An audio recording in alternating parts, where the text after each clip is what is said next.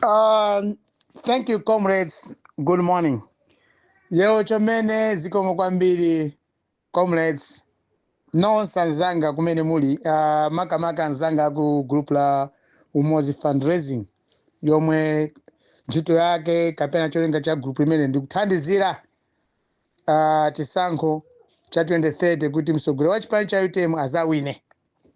Comrades, ndikuziwa ambiri mwakhala mukhumudwa kapena ndinokhumudwa mpaka panopa ndikuyankhula kuti kwa chifukwa chani chachikandi chani acheya atuluka magroup ambiri aku UTM ndatulukamo chikani ali magroup okwana mwina 14 groups magroup onse ukhangati ndatulukamo. Cholinga chimene atukira magroup amene wawa si china ayi ndinokhumudwa kapena nali okhumudwa excuse me. Ndiye lero ndati ndibwere ndamvera zonse zimene anthu akhala kundipeza ku inbox, zonse zimene anthu akukamba ndamva, komanso anthu abwinonso antumiza zonse zimene anthu akukambira na magroup osiyanasiyana ndazimva. Ena akukamba bwino, ena akunyoza, ena akuyankhula amene angayankhulire, koma ndabwera panopa pachoonadi because I'm not a fake person. Ine sindine munthu wa fake ayi. Always I stand by the truth and I know I will die by the truth. Mukuziwa bwino tinakusanzikani magroup osiyanasiyana makamaka ku fundraising. Ndinasanzika kuti yayi tili pa ulendo wokakumana nda ku executive, a secretary general, a deputy president, that says a general for the first time. And however, they approached us kuti tikakhale ndika meeting kankumano pa 13 April 2026. Banali pa Monday ku Lilongwe ku UTM National Headquarters. Ndipo tinafusanso anzathu ma members far and wide. Tinanena kuti ngati kuli kotheka tithandizeni kuti tiyende chifukwa anthu amene timayena kwakumana nawo anthu amene wawa anzathu aku headquarters anadza tikhale pa anthu 8 kuti tikakumana nawo akuluakulu amene wawa akuchipani cha UTM yomwe Central Executive Committee ndi National Executive Committee. Sitinabise ulendo umene uwu ayi, komanso kupempha kwathu pa nkhani ya mayendedwe tinakupemphaninso na akuluakulu kuti mutithandize. Ndithokoze kwambiri kwa anthu amene munapereka kangachepe kuti tiyende ulendo wathu kupita ku Lilongwe. Ndiye mwachoncho meeting idi inachitika ku Lilongwe. Koma meeting imene iyi siti kamera nali meeting yoti chinga ifeyo kuti tikakumana state president. Mmene zinamvekera potitana kuti tikakumana ndi akuluakulu amene wawa. Komanso tinali ndi nkhawa mmene timapita kumene koko chifukwa mutu weniweni wa nkhani yoti tikakumana ndi akuluakulu akuchipaniwa sakati masulire. Tinangopita mwachimbulimbuli anangotitumizira document yomwe achipani apanga pa nkhani yopangira fundraising yawo ku executive kwawo kukhuzana ndi chisankho cha 2030. So ndipeni unena papa nchokuti titapita ku Lilongwe ndikumene tinakamva cholinga chenicheni chomwe anatitanira akuluakulu amene wawa kuchipani kwathu ku headquarters. Mwachoncho panali nkhani zambiri zomwe tinakambirana, komanso sitikapena nkhani zonse zinali zabwino.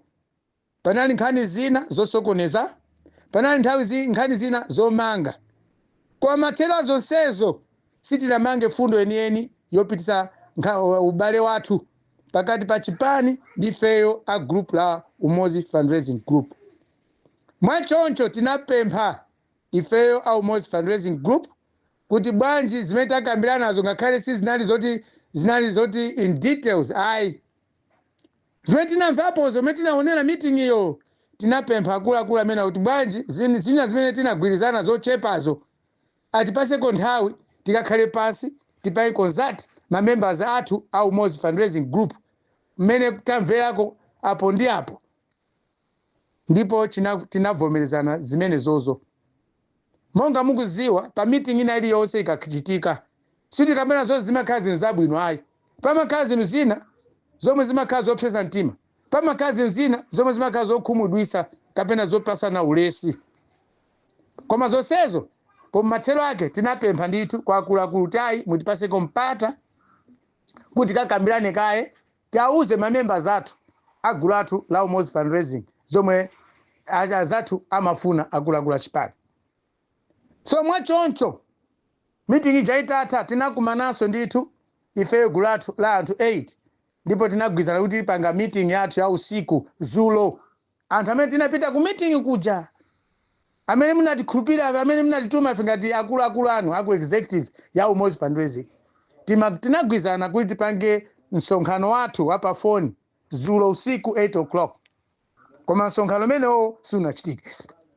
Koma chodabwisa chinali chakuti titachoka kumene kuja ku meeting aku Eastern Jonathan Peter inenso wochokera kumpoto nitafika ku nyumba mamawa chama 5:30 zulo ndinayamba kulandira mafoni kwa anthu omwe akhala kuti zuzula, anthu amene akhala kuti nyoza Champion Fundraising, kutuma mauthenga kumandiuza kuti ayi aruwara za ku meeting tamva ndiye tili ready ngati chipani kukulandirani ku area kwanu kumzimba Sorora kapena kuperekozi constituencies. Zinthu zomwe sizinanisangalase. So zinthu zimene makamba anthu amene wawa zinali zinthu zina zomwe timakambirana ku meeting, zomwe timasemphana ndi akuluakulu, zomwe timazuzula akuluakulu koma zomwe akuluakulu amatizuzula. Koma anthu amene amayimba mafoniwo sanali anthu oti anali nawo pa meeting, koma ndi mamembers akuluakulu a chipani cha UTM. Ndiye zimene zizi zinandidabwisa ineyo ngati chair. Kwa mauthenga amene wawa samapita kwa mamembers anzanga amene tinapita nawo limodzi kumene kucha. Mauthenga onse omwe anali okhumudwisa amatumiza kwa ineyo ku Umozi Fundraising Group. Koma chomwe china ndiwawo kwambiri paka palomba chidakali kundiwawa ndi ichichi. Amandiuza kuti nkhani imeneyi tinakambirana ku meeting iko. Tinakambirananso.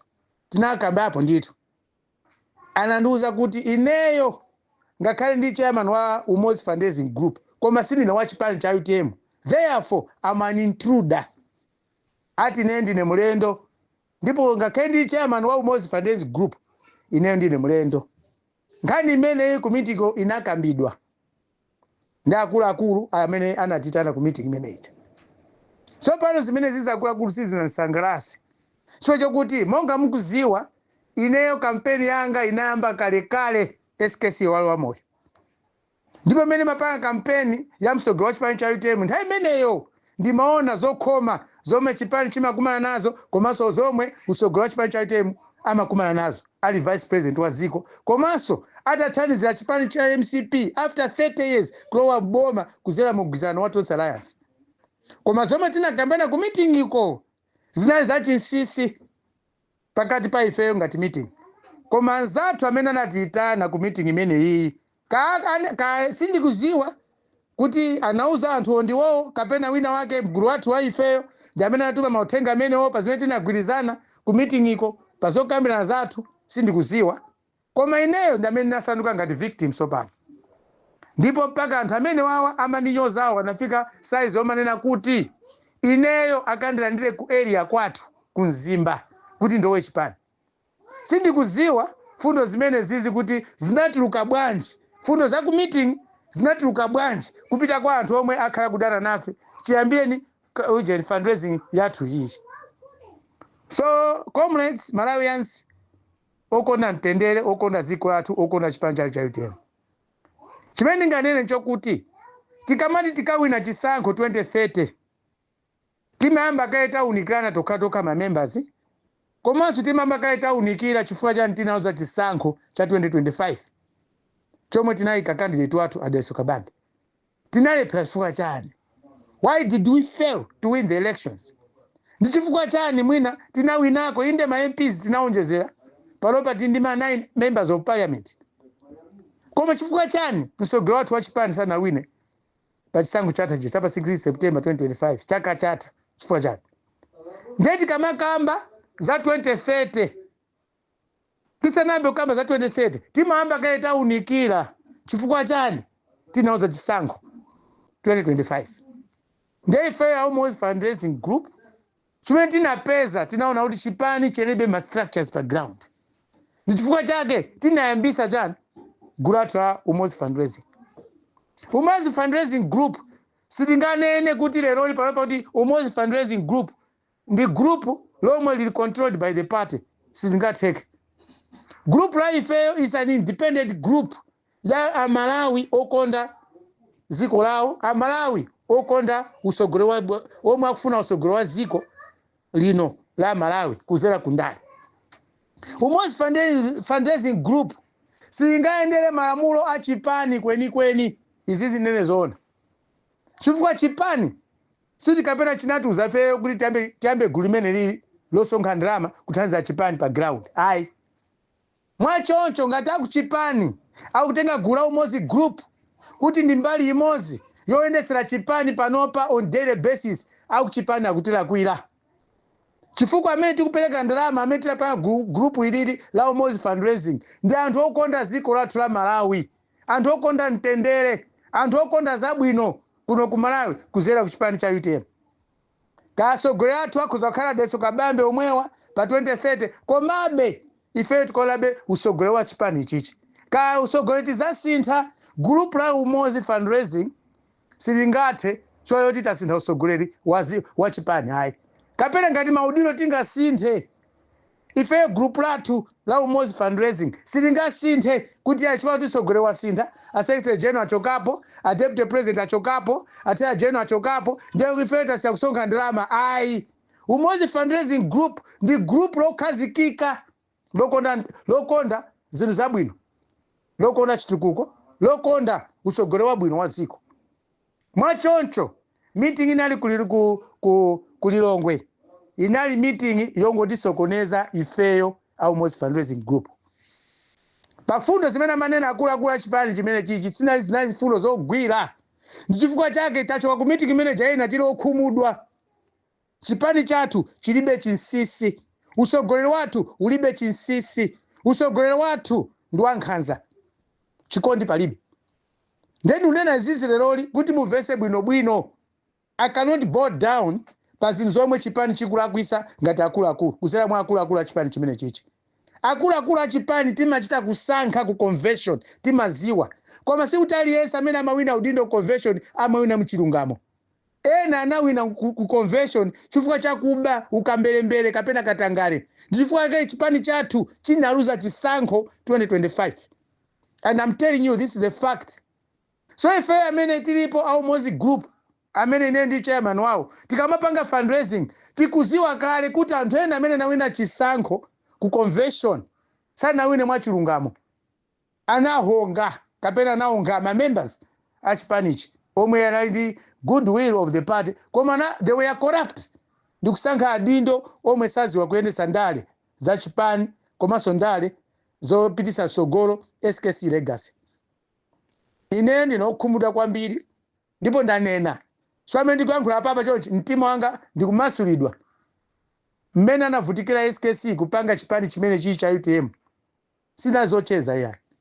Ani SKC ndi anthu ena amene anathandiza kupanga chipani cha UTM kuchikhalepo mpaka leloli. Ife panopa tayamba kuyamba napo kumayambana mkati mwa chipani kumapondezana mkati mwa chipani. It was not easy for those people who made such decisions. Kukakauta anthu onse amene anali nawo limodzi popanga chipani chimene chichi anagwira ntchito ndi SKC mwachoonadi chipani cha UTM chikakhala chili kusogolo kwambiri. Koma pazikusoza kuti chipani cha UTM chilibe anthu, chilibe usogoleri weni woti ukhoza kuyendesa chipani ichi kuwina chisankho 2030. Chikhoza kukhala ndi mapulani abwino kapena anthu amene alipo wasogoleri athu akamapanga mapulani abwino tikomaona ngati apanga mapulani abwino, koma mapulani abwino amaenda mu chipani cha mkazi wa vuto limene lili mu chipani mwanu. Sumapita chisogolo munthu osumayamba mtunda kwautali ndi galimoto yomwe sunayipange service bwino ayi. Chipani chathu kuti chikawine chisankho 2030 chifuna good service of people of leadership. Asogoleri athu ambiri ndiogona ku chipani chathu cha UTM. Ndi chifukwa chake tikusonkha ndalama zapadera kuti tichose tulo mu chipani chathuchi. Ndi chifukwa chake timabwera poyera kumazuzula poyera usogoleri wa chipani chichi. It's too slow. It's too sleepy. Nichogona kwambiri chipani chathu kunkhani ya usogoleri. Anthu amene tukwanidwa ife sitikutetezedwa ndi chipani chimene chichi. undi umboni umozi yoti chipani chathu ndi chatulo so chipani kana khauti chili ndi anthu ochangamuka sibwezi muchipani anthu ugayikana ndi mabodza amene zili panopa akuluakulu sizingakhale zabwino kuti munthu akuitana kusonkhano akuluakulu chimene umayembekeza kusonkhano limene uja ndi ukapanga reconcile kapena ukaunikana fundo zomwe zikhoza kubweretsa anthu pamodzi koma zimene zinali kusonkhano limene zinali fundo zopatula ndi chifukwa chake zomwe tinagwirizana za chinsinsi ku meeting manager mamembers ena achipani amaudindo anapanga liki information imeneyo ndikuyamba kumanyasisa zina lathu monga kumanyasisa zina lathu aumozi group ngati mene amanyasisa ineyo zanga zokhuzana ndi mtsogoleri wanga kuti sinina wa UTM so akuluakulu ndinopsa mtima koma kupsa mtima kwanga ndapsa mtima pa chilungamo sindikubisirani ayi meeting imene tinali nayo ya executive kulilongwe sinali meeting ya mtendere inali meeting yopasula yolimbana ndi mtsogoleri wa Umozi Fundraising Group so anzanga onse amene anali Umozi kumene kuja sanaone zimene naona ineyo sanazione ndiye mwachoncho ndilile kuti palibe fundo yomwe tingakuuzeni yomwe tinagwirizana ku meeting manager koma ifeyo diso lathu likhalepo kuti tipange fundraise tisonkhe ndalama tizisonkhabe ndalama ka usogole kuite muzasintha kama usogole kuite muzasintha ifeyo ngati Umozi tipangebe za phindu koma tikuona SKC legacy zina zizichedwesa ngati mene tachedwera lero likupereka report yomwe tinagwirizana zimzina zimene tinakambana ku meeting kujako ndikuziwanso kuti kwathu ku fundraising group kwathu kuli anthu ena ofoka aliko koma foka kwawoja kusatibwezere mbuyo mwachoncho ine udindo wanga wo chairman wa fundraising ndidakali komweko ndipo sindisintha hayi mpaka mzandichose koma ndanena apa izi meeting inali kulilongwe Monday inali yosokoneza yopondereza yosamveka ndipo silingawine chisankho kutengera ndi meeting imene tinapangadzana lija zikomo kwambiri koma ndinanu limodzi ngati kama group kwapasa mpata anthu ena osazindikira anthu ena opanda nzeru alibe nzeru zonesa chipani kuti ayankhule mene angayankhulire kundinyoza koma ineyo ndiyamba choona ngati mene ndanenera umo tisanamizane papa kuzawina 2030 ngati mene tikuyendera panopa ndi executive yathu ya UTM tiwale za 2030 unless tisinthe mtima unless tiyambe kukondana zikomo kwambiri